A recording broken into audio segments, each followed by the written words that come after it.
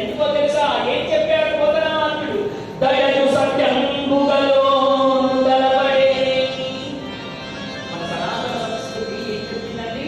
లోకా సమస్తా సుఖినో భవంతు. అందరూ బాగుండాలి, అందులో నేను ఉండాలి అని కోరుకునే కర్మ మనది. అందరూ బాగుండాలనేటువంటి కోరికను ఎప్పుడైతే కోరుకొని నీళ్లు వస్తావో అప్పుడే అది నిండుతుంది. అందరూ బాగుండాలనేటువంటి కోరికతో ఎప్పుడైతే నారాయణ అనిపిస్తావో అదే అప్పుడు నిండుతుంది. నిజంగా ఈ కళ్యాణ లక్ష్మి గార్డెన్లో ఇంతమందిని పెట్టుకొని ఇన్ని లక్షల ఖర్చు పెట్టుకొని ఇక్కడ భాగవతం చెప్పించేవాళ్ళు, ముందు నడిచేవాళ్ళు 10-20 మందో 50 మందో ఎంతో మంది ఉండవచ్చు. కానీ వినడానికి వచ్చిన ఈ వేల మందికి ఆ అనుగ్రహాన్ని ఈ 50 మంది ఎలా కల్పిస్తూ ఉన్నారు? కష్ట నష్టాలు ఎంతో శరీరం ఓర్చుకొని వాళ్ళు అనేకంగా ముందుండి ఆర్థిక శారీరక కష్టాలను పడుతూ స్వయం తారయతే పరం తారయిత. ఈ 50 మంది గుంపుగా వాటితోనే పెట్టుకోవచ్చు కదా. కానీ మేము అందరమే కాదు వినడం, అందరూ వినాలనేటువంటి స్వయం తారయతే తను తరిస్తూ 10 మందిని తరింపజేయాలన్న ఆలోచనతో ఇంకో పెట్టుకున్నారే. ఇదే దయయు సత్యంబుగలో తలబడే. ఇదిగో ఇదే ఆలోచనతో నువ్వు రోజు బ్రతకాలి. నీవు రోజు గుడికి వెళ్తున్నావంటే మనం గుడికి వెళ్ళి ఏం కోరుకుంటాము?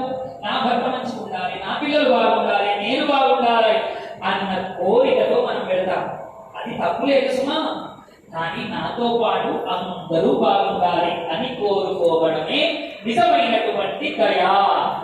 భూత దయను కలిగి ఉండాలి. ప్రతి చీమ నుండి పిపీలకాని బ్రహ్మ పర్యంతము, చీమ నుండి బ్రహ్మ పర్యంతము అందరూ బాగుండాలని కోరుకునేటువంటి సనాతన సంస్కృతిలో పుట్టిన మనమందరము ఎన్ని కోట్ల జన్మల పుణ్య ఫలితం చేసుకున్నామో అలాంటి సనాతన ధర్మానికి నిజంగా జగద్గురువులు ఆదిశంకర భగవత్పాదుల వారు, అలాగే శ్రీ శ్రీ శ్రీ పరమహంస పరివ్రాజకాచార్యులు శ్రీ భారతీ తీర్థ మహాస్వామి వారు, చరణ గురువులు శ్రీ శ్రీ శ్రీ విధుశేఖర భారతీ స్వామి వారు, వాళ్ళ యొక్క అనుగ్రహం చేత ఇవాళ మనం భాగవతాన్ని వినబోతూ ఉన్నాము అంటే నిజంగా ఎన్ని కోట్ల జన్మల పుణ్య ఫలితమో. మనము ఎన్ని కోట్ల జన్మలలో దయయు సత్యంబుగా మీరు ఎన్నిసార్లు అందరూ బాగుండాలని అనుకున్న వాళ్ళే ఇక్కడికి వచ్చి వింటారు సుమా. నేను మాత్రమే బాగుండాలనుకునేవాడు ఒక్కనాటికి భాగవతం వినలేదు. అందరూ బాగుండాలనేటువంటి వాడు మాత్రమే భాగవతం వినగలుగుతాడు. ఇది భాగవతమే మనం చెప్పింది. కాబట్టి ఈ ఆలోచనతో ఎవరైతే ఉంటాడో వాడే భగవంతుణ్ణి కీర్తించినట్టు, చేతులారా శివుణ్ణి పూజించినట్టు, నోరులో ఉన్న హరికీర్తి చెప్పినట్టు. ఒకవేళ ఇలా కాకుండా నువ్వు ఇంకో రకంగా భగవంతుణ్ణి కీర్తించావనుకో అంటే నేను మాత్రమే బాగుండాలని ఏమన్నారు పోతనామాత్రుడు? కల్లుగనేటికి తల్లుల కడుపు చేరు, ఎందుకురా నీ తల్లి కడుపులో పుట్టావు అని ప్రశ్నించాడండి మనందరి. ఆ అమ్మ కడుపును చేర్చడానికి పుట్టావు తప్ప ఈ భూమికి అసలు నీ వల్ల ఏమైనా లాభం ఉందా అని ప్రశ్నించిందండి భారతం.